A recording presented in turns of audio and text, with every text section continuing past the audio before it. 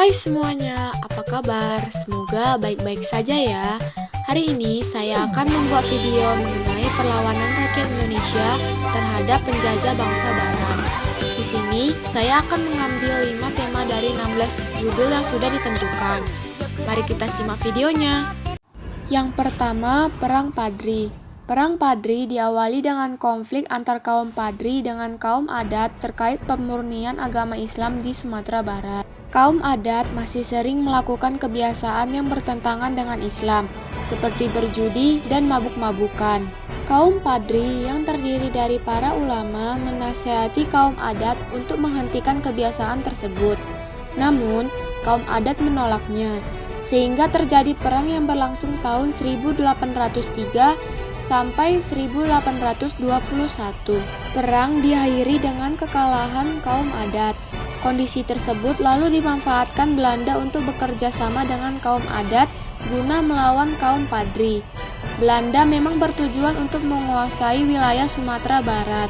Salah satu tokoh pemimpin kaum Padri adalah Tuanku Imam Bonjol. Fase perang ini berlangsung tahun 1821 sampai 1838. Tuanku Imam Bonjol lalu mengajak kaum adat agar menyadari tipuan Belanda dan akhirnya bersatu melawan Belanda.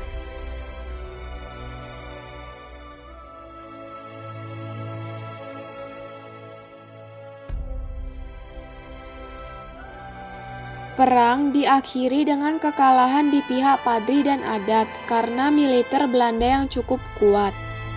Yang kedua yaitu Perang Diponegoro. Perang Diponegoro adalah perang terbesar yang dialami Belanda. Perlawanan ini dipimpin Pangeran Diponegoro yang didukung pihak istana, kaum ulama, dan rakyat Yogyakarta. Perang ini terjadi karena Belanda memasang patok-patok jalan yang melalui makam leluhur Pangeran Diponegoro. Perang ini terjadi tahun 1825 sampai 1830. Pada tahun 1827, Belanda memakai siasat perang bernama Benteng Stelsel, yaitu setiap daerah yang dikuasai didirikan benteng untuk mengawasi daerah sekitarnya.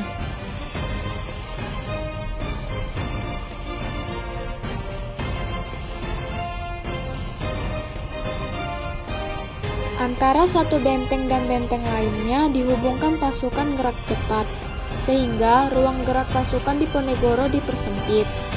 Benteng Stelsel belum mampu mematahkan serangan pasukan Diponegoro.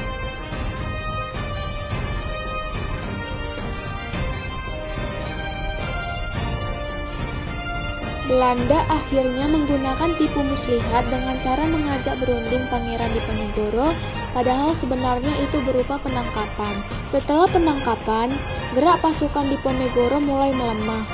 Belanda dapat memenangkan perang tersebut, namun dengan kerugian yang besar karena perang tersebut menguras biaya dan tenaga yang banyak. Yang ketiga yaitu Perang Sisingamangaraja 12. Perlawanan rakyat Batak dipimpin Sisingamangaraja 12. Latar belakang perlawanan ini adalah bangsa Belanda berusaha menguasai seluruh tanah Batak dan disertai dengan penyebaran agama Kristen. Sisingamangaraja 12 masih melawan Belanda sampai akhir abad ke-19.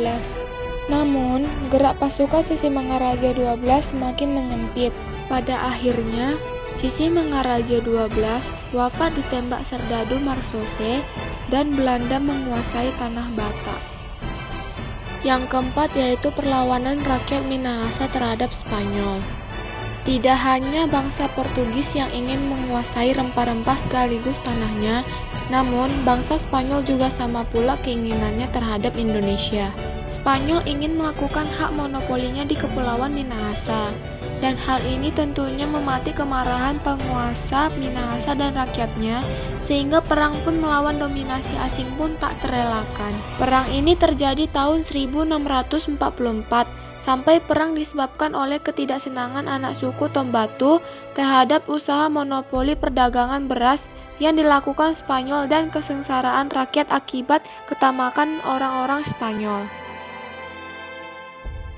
Perang Spanyol dengan Minahasa dilakukan anak suku Tombatu atau Tondanau atau Tansawang di daerah Kali dan Batu Lengsung atau sekitar Danau Bulilin. Di bawah pimpinan Panglima Monde, suami dari Ratu Oki, sedangkan pihak Spanyol dibantu oleh Raja Loloda Mocoagao II. Pecah perang pertama tahun 1643 di Tompaso yang mengakibatkan 40 tentara Spanyol tewas di kali dan batu.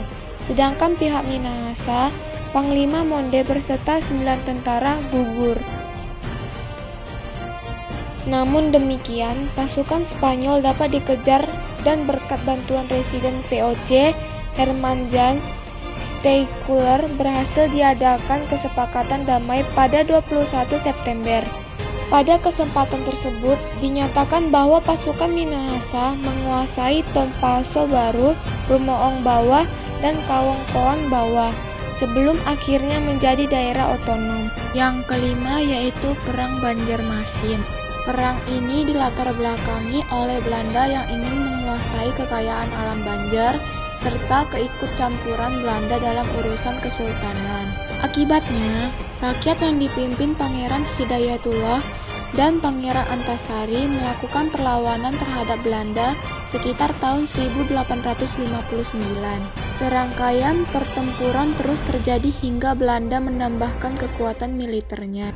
Pasukan Pangeran Hidayatullah kalah karena pasukan Belanda lebih unggul dari segi jumlah pasukan, keterampilan perang pasukannya, dan peralatan perangnya. Perlawanan rakyat Banjar mulai melemah ketika Pangeran Hidayatullah tertangkap dan dibuang ke Pulau Jawa.